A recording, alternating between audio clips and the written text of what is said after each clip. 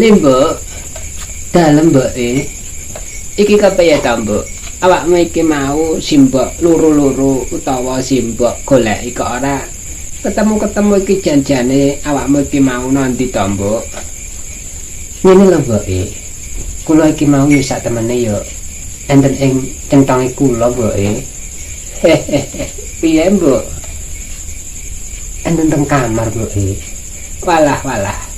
pantesan tak timbali ora ana suarane bareng simbok tak anguk ya ora ana wujude lah iki mau sak temene iki ngono mau lah apa ta mbok ngene ta mboke sak temene ngono aku iki mau ya lagi pupuran lagi macak ngono mboke nganggo skincare emangnya arep perlu apa mboke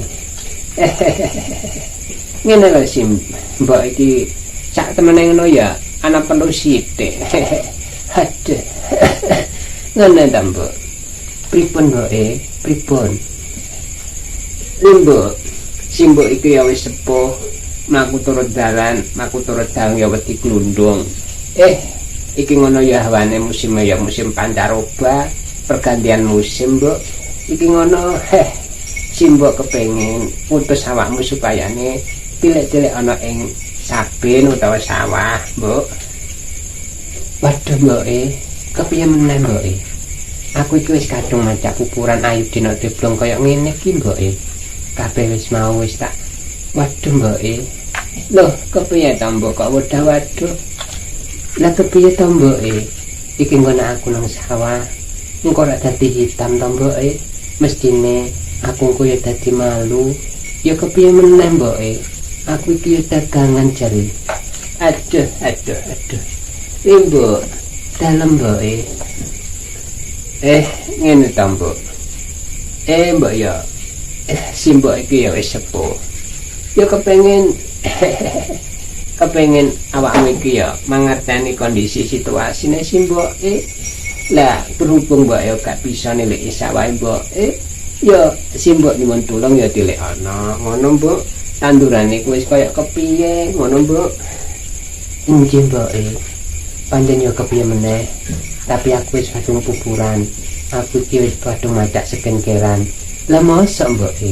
skincare-an kok masuk menyang nang sawah yo ta ora pantes ta mbok eleh ya ngene ta mbok kepiye mbok ya ora apa-apa skincare-an wis pupuran yo gak apa-apa wong ancen wae wis kadung wis ngono tapi iki ngono ya cuman mak dilek-dilek wae mbok injih mbok ya kepiye meneh mbok kabeh perintah mbok iki padha karo kabeh keinginane mbok nek iso ya tak turuti ngono mbok mula saka iku mbok senajan pupuran ora pupuran skincare-an wis kadung mbok perintahaken ya bakal limbuk ayah-ayahi limbuk budali mbok iya mergo napa mbok rasa bektiku marang tiang sepuh niku banget gedene senajan iki ngono mbok aku wis kadung wis beratus wis resik ngene iki tapi senajan kaya ngono mbok merintahno ya tetep aku budal mbok iya wis ngene lho mbok rasane manah mbok banget gede kang rasa senenge mergo limbuk dadi anak sing berbakti marang wong tuane ngono mbok ya wis injih mbok ya ngono mbok arep istirahat dhisik